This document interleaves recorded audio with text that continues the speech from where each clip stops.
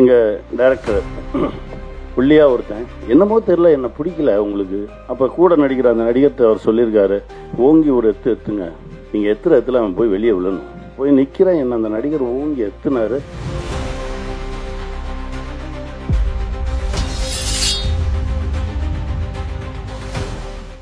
அண்ணன் என்ற பந்தம் வாழ்க்கையில் மிகவும் முக்கியமானது.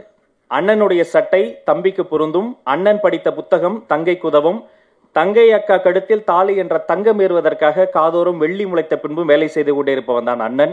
தன்னை பற்றி நினைக்காது தன் குடும்பத்திற்காக ஓடி ஓடி உழைக்கக்கூடிய ஒரு உழைப்பாளி. அப்படி இயக்குநர்களுக்கு உதவக்கூடிய இதயக்கண்ணி இயக்குனர் சமுத்திரக்கண்ணி அவர்களை அன்போடு பேச அழைக்கிறோம். இறைவனுக்கு நன்றி. ரொம்ப மகிழ்ச்சியான ஒரு தருணம். இந்த படத்துக்கு தனியாக அந்த படத்துக்கு தனியாலாம் வேலை பார்க்குறது இல்லை. எல்லா படமும் ஒரே உழைப்பு தான். அப்படி தான் உழைக்கிறோம். நம்ம எல்லாரோட மனசுமே ஒரு நல்ல வெற்றிக்காக தான் இயங்கி கிடக்கு. ஒரு பருத்தி வீரன் மாதிரி ஒரு வெற்றி வேணும், சுப்பிரமணியபுரம் மாதிரி ஒரு வெற்றி வேணும். நாம் கண்ட வெற்றியவே திரும்ப நாம் வெல்லணும், அதை ஜெயிக்கணும், இதை ஜெயிக்கணும் இல்லாமல் நம்ம வெற்றியவே நம்ம வெல்லணும் அப்படின்ற ஒரு போராட்டம் தான் அப்பால சந்தித்தது. அதற்கு பிறகு தனியாக நின்று ஒரு படைப்பு கிடைக்கிறதுக்கு 7 வருஷம் ஆயிருக்கு. ரொம்ப உண்மையாக உழைச்சிருக்கோம். என்ன இதில் சேர்ந்தது எல்லாமே நல்ல மனசு இருக்கிறவங்க ஒன்றா சேர்ந்தாங்க. ஏன்னா அது அமையாது. ஒரு சில படைப்புகளுக்கு தான் அதுவே அமைச்சுக்கும். கதையை இயக்குனர் இயக்குவார், நல்ல கதை இயக்குனரை இயக்கும்னு சொல்லுவார் பாலுமேந்திரா சார். அந்த மாதிரி தான் இந்த கதை. தனக்கு தேவையான ஆட்களை அதுவே சேர்த்துக்குச்சு. நந்தா கதையை சொன்னோடனே நான் சொன்னேன், முதல்ல நீங்கள் போய் பாரதி ராஜா அப்பா பாருங்கள். அப்பா கதை கேட்டு ஓகேனாருன்னா நம்ம உடனே போகலாம். இல்லை உங்கள் தேதி, நீங்கள் போய் பேசிட்டு வாங்க அப்படின்னா உடனடியாக பேசினோம். போய் கதை சொன்னார். எனக்கு ஈவினிங் கூப்பிட்டாரு, நடிக்கிறேன்னு சொல்லிட்டாரு. அப்புறம் என்ன, படம் ஸ்டார்ட் ஆகிடுச்சு. அப்புறம் அம்மா வந்தாங்க, அதுக்கப்புறம் அனன்யா வந்தாங்க. இப்படி ஒவ்வொருத்தராக இதுக்குள்ளே சேர்ந்தாங்க. நல்ல தயாரிப்பாளர், எப்போவுமே சிரிச்ச முகமாகவே இருப்பார் ரவி சார். எனக்கு ரொம்ப நாளாக தெரியாது. அவர் நிற்பார், சிரிப்பார், நானும் சிரிச்சுட்டு போயிடுவேன். அப்புறமா தான் யார் ஒருத்தர் சிரிச்சுக்கிட்டே இருக்காரு அப்படின்னா, அவர் தானே தயாரிப்பாளர் அப்படின்னா செந்தில். அப்படி ஒரு அற்புதமான மனிதர். எங்கேயுமே தன்னை முன்னிறுத்திக்க மாட்டார். அவருக்கு இந்த கதை பிடிச்சிருக்கு, இந்த கதை அப்படியே படமாகணும், இதுக்கு என்ன அப்படின்றது மட்டும்தான் அவர் மனசில் இருந்தது. நேர்மையும் உண்மையும் எப்போவுமே வெல்லும் அப்படின்லாம் பேசிகிட்டு இருக்கோம். நேர்மையை பற்றி நிறையா பேசிகிட்டு இருக்கோம். அதாவது இயல்பாக இருக்கிறது தான் நேர்மை என்னை பொறுத்த வரைக்கும். நான் என்னுடைய காலங்களில் அப்படி தான் கடந்து வந்திருக்கேன். ரொம்ப இயல்பாக தான் இருப்போம். எனக்கும் அமீரண்ணனுக்குமான உறவு அப்படி தான் ஆரம்பித்தது. எனக்கு அமீரண்ணனை தெரியும், தூரமாக இருந்து. நம்ம சேரன் ஆஃபீஸுக்கு வெளியில் ஒரு டீ கடையில் நின்றுட்டுருக்கேன். அப்போ உன்னை சேரன் ரிலீஸ் ஆகிடுச்சு. அண்ணன் சேரன் அண்ணனை பார்த்துட்டு அவருடைய ராம் படத்துக்கு ஒரு பூஜை இருக்குது, அதுக்கு வாங்கன்னு சொல்லி கூப்பிட்டுட்டு வெளியில் வந்திருக்காரு. எனக்கு தெரியாது. நான் டீ கடையில் ரோட்டில் நின்றுருக்கேன். போன கார் நிறுத்தி இறங்கி வந்தார். அந்த டீ கடை கூட டீ கடை கிடையாது, தள்ளு வண்டியில் கடை வச்சுருப்பாங்க. நேராக இறங்கி வந்தார். உன் படம் எனக்கு ரொம்ப பிடிச்சிருந்தது தம்பி, உன்னை சார்ந்தது எனக்கு ரொம்ப பிடிச்சிருந்தது. நான் சொந்தமாக ஒரு படம் எடுக்கிறேன், ராம்னு ஒரு படம். அதுக்கு இன்னும் 2 நாளில் பூஜை இருக்குது, நீங்கள் வரணும் அப்படின்னாரு. அப்படி தான் ஆரம்பித்தது. அதற்கு பிறகு திடீர்னு ஒரு நாள் நான் உதயம் தேட்டருக்கு வெளியில் ஆப்போசிட்டில் ஒரு பஸ் ஸ்டாப்பில் நின்றுக்கிட்டு இருக்கேன். எங்கே இருக்க அப்படின்னு ஒரு ஃபோனு. நான் அப்படியே ஆப்போசிட்டில் பார்த்துட்டு, அண்ணே உதயம் தேட்டருக்கு வெளியில் ஒரு பஸ் ஸ்டாப் கிட்டே நின்றுக்கிட்டு இருக்கேன் அப்படின்னேன். இப்போ தான் உன்னை கடந்து போனேன், இந்த யூட்டர்ன் அடித்து வரேன், ஏன் ரோட்டில் நின்றுருக்க வா அப்படின்னு சொல்லி திருப்பி கூட்டிகிட்டு போனார். இந்த உண்மை இருக்குல்ல, இதுதான் நம்மளை இறுக்கி பிடிச்சிக்கும். சுப்பிரமணியபுரம் பண்ணும்போது அப்படி தான் எல்லாத்தையும் விட்டாச்சு. 3 மெகாவையும் கொடுத்தாச்சு. இந்த அசோசியேட்டுக்கு எல்லாத்துக்கும் கொடுத்து நான் நிராயுத பணியாக போகிறேன். அங்கே என்ன பண்ணி வச்சுருந்துருக்கான், ஒருவேளை இவர் நம்ம சொல் பேச்சை கேட்காம 2 படம் டைரக்ட் பண்ணியிருக்காரு, ஒரு 2000 எபிசோடு எடுத்திருக்காரு, வேறு ஏதாவது பண்ணார், நம்ம சொல்கிறத கேட்கல அப்படின்னா நம்ம ஒரு சப்ஷூட் வச்சுக்குவோன்னு சொல்லி சசி வச்சுருந்துருக்கான். எனக்கு தெரியாது. என் ரூம் பக்கத்து ரூம்லேயே இருந்திருக்கான் அந்த சப்ஷூட். நான் போய் நான் பாட்டுக்கு நான் பாட்டுக்கு போனேன், நான் பாட்டுக்கு நின்னேன். ஏன்னாப்பா எனக்கு கூப்பிடவே மாட்டீங்க அப்படின்னா, இல்லை ஒரு 2 நாள் நீங்கள் சாப்பிட்டு தூங்க, அப்புறமா எடுப்போம், ஏன்னா ரொம்ப ஸ்ட்ரெஸ் ஆகிருக்கு முகம் அப்படின்னு சொல்லி ஒரு 2 நாள் ரெஸ்ட்டு கொடுத்தாங்க. 3ஆவது நாள் போய் ஷூட் பண்ணுறோம். ஒரே ஒரு ஷார்ட் நடிச்சு நீங்கள் கிளம்புங்க அப்படின்னாங்க. நான் போய் என்ன பண்ண போகிறேன், நீ தான் எடுத்துகிட்டு இருக்கல, நான் நிற்கிறேன் அப்படின்னு சொல்லி வேட்டியை மடிச்சு கட்டிட்டு க்ரௌடை கிளியர் பண்ணிகிட்டு இருந்தேன். க்ரௌடை கிளியர் பண்ணிட்டு இருக்கும்போது சசி கூப்பிட்டான், அண்ணே இங்கே வா, அதை பார்க்குறதுக்கெல்லாம் ஆள் இருக்குது, நான் நடிக்கிறேன், நீ எடு அப்படின்னா. அங்கே தான் ஆரம்பிச்சது. ஒரு உண்மையும் நேர்மையும் தான் நம்மளை இழுத்துக்கிட்டே போகும். அது முடித்தவொடனே சசி சொன்னான், நீ சொல்லு அவங்களா பேசியிருந்தான். என்னடா அப்படின்னா, ஒரு சப்ஸ்டியூட் வச்சுருந்தோம் பக்கத்தில், அது அவனுடைய நேர்மை. ஒரு சப்ஸ்டியூட் வச்சுருந்தோம், உன் கையில் நான் மைக்கை கொடுத்தவொடனே அவனை ராத்திரி அனுப்பிச்சிட்டேன் அங்கேருந்து அப்படின்னு சொன்னான்.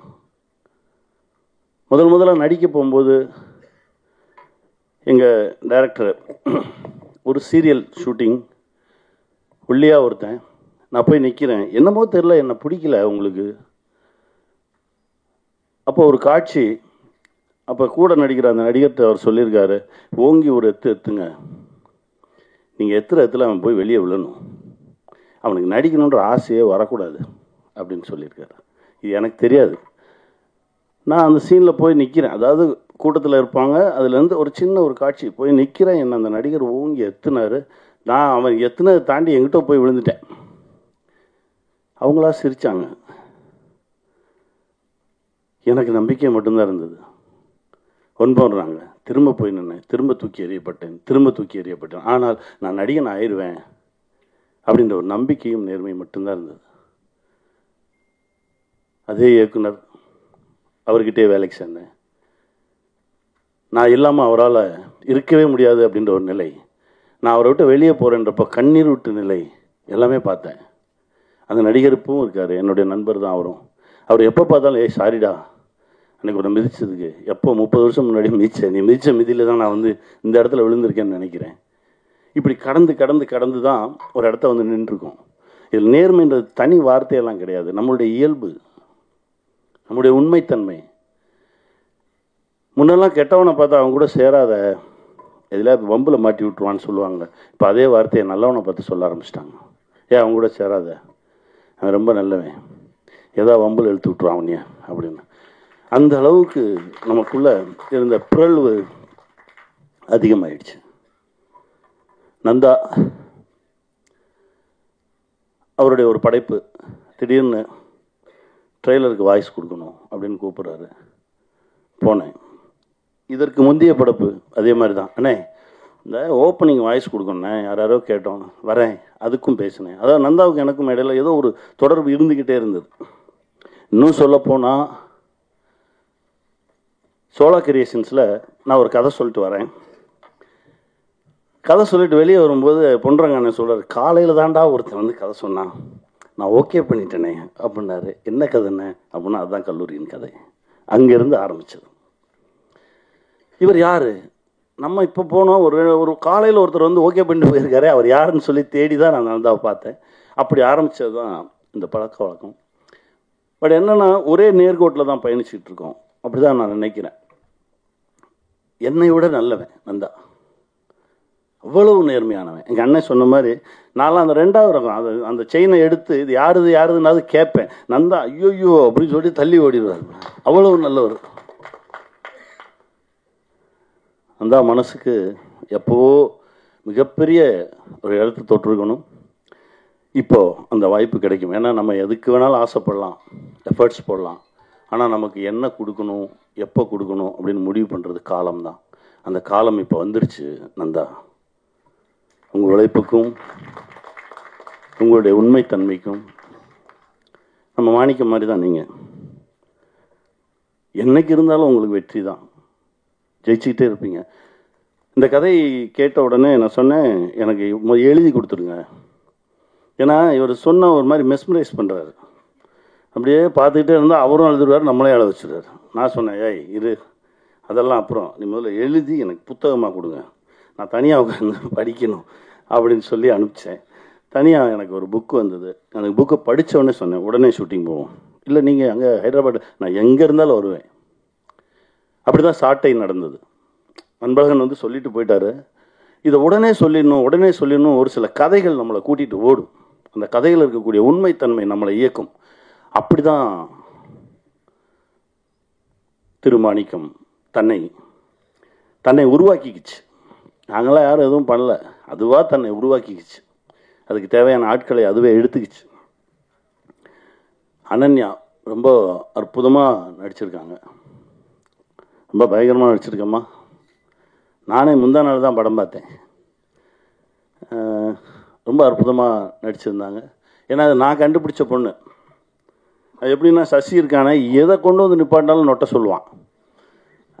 நாடோடிகளில் ஹீரோயின் தேடணும்னு சொல்லி நானும் கதிரும் தேடுறோம். ஒரு 2 மாதமாக தேடிக்கிட்டு இருக்கோம். இப்போ இந்த பொண்ணை கண்டுபிடிச்சி கதிர் வந்து ஒரு வீடியோ பண்ணிட்டான். வீடியோ பண்ண பிறகு நைட்டு ஒரு 2 மணிக்கு நான் முழிச்சிருக்கேன். டக்குன்னு எந்திரிச்சு, என்ன சகோ முழிச்சிருக்கீங்க? இல்லை சகோ, நைட்டு படக்குன்னு முழிச்சு பார்த்தா அந்த பொண்ணு நல்லா இருக்கான்னு பார்க்கணும்.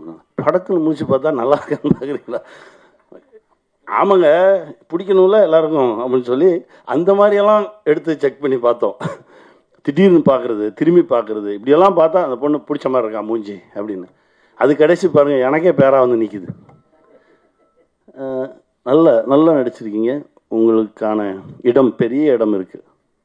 வாழ்த்துக்கள். அப்புறம் எங்கள் அம்மாவை பற்றி நான் சொல்லணும் அப்படின்றதே இல்லை.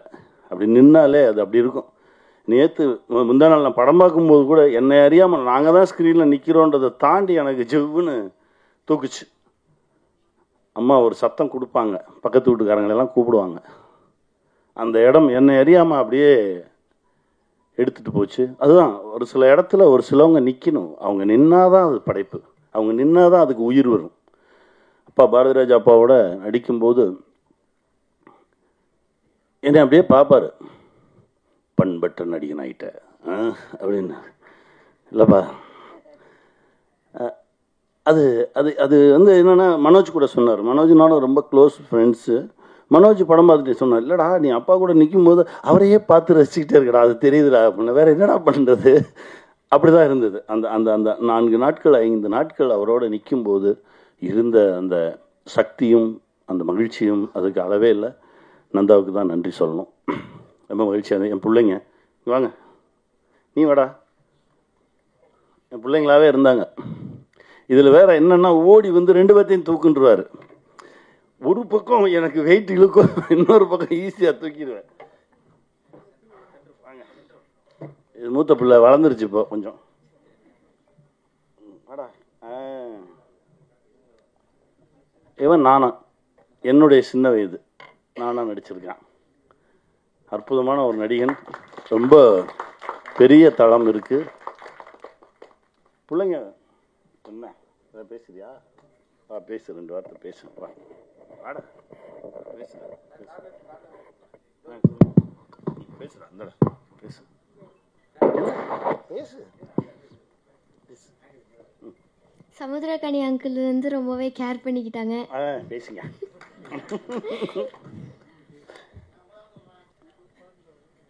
பேசுறா, உனக்கு என்ன தோணுதோ பேசு. இந்த மூவியில் எல்லாருமே ரொம்ப ஹார்ட் ஒர்க் பண்ணியிருக்காங்க.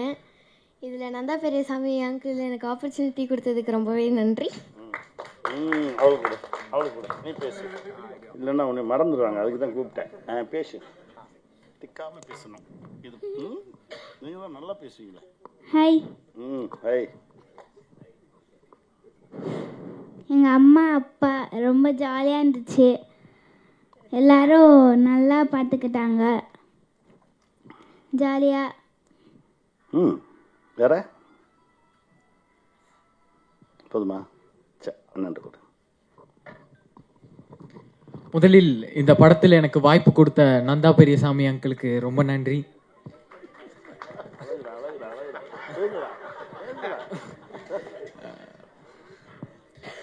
சின்ன வயசுல நான் டிவி பார்க்கும்போது விஐபியில் சமுத்திரக்கனி அங்கிள் ஓட சீன் பார்ப்பேன். இப்படி ஒரு அப்பா இருப்பாங்க அப்படிங்கிறத பார்ப்பேன். இப்போ அவர் வாயாலேயே என்ன பெருமையாக சொல்லும் போது ரொம்ப பெருமையாக இருக்கு. Thank you so much uncle. Thanks.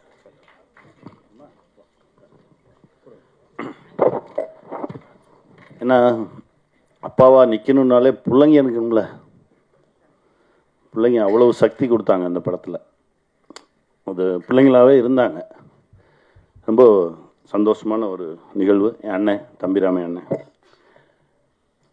அதாவது ஒவ்வொரு படைப்புலையும் நாங்கள் 2 பேரும் சேர்ந்து நிற்கும்போது ஒரு தீ பத்தும். அது இதுலேயும் இருக்கும். சரண் சார் சொன்ன மாதிரி அந்த 60% வந்து திட்டுறது மொத்தமும் டைரக்டர் வந்து அவர் மேலே தான் வச்சுருப்பார். அவர் திட்டுறது தான் ஜனங்க திட்டுவாங்க.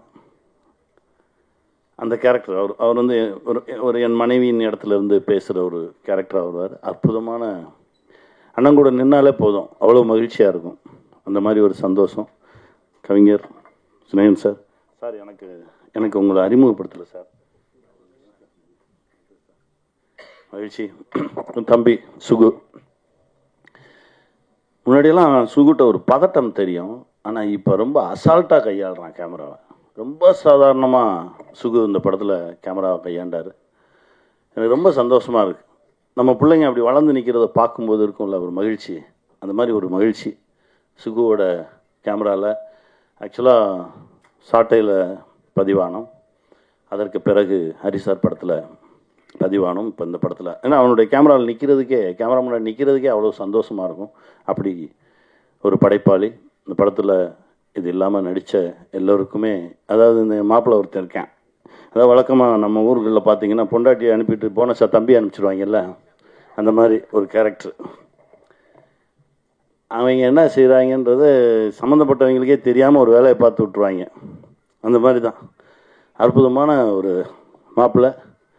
என் அண்ணன் இளவரசண்ணன் எல்லாருமே ஒரு அற்புதமான நடிகர்களோடு நடித்த மகிழ்ச்சி.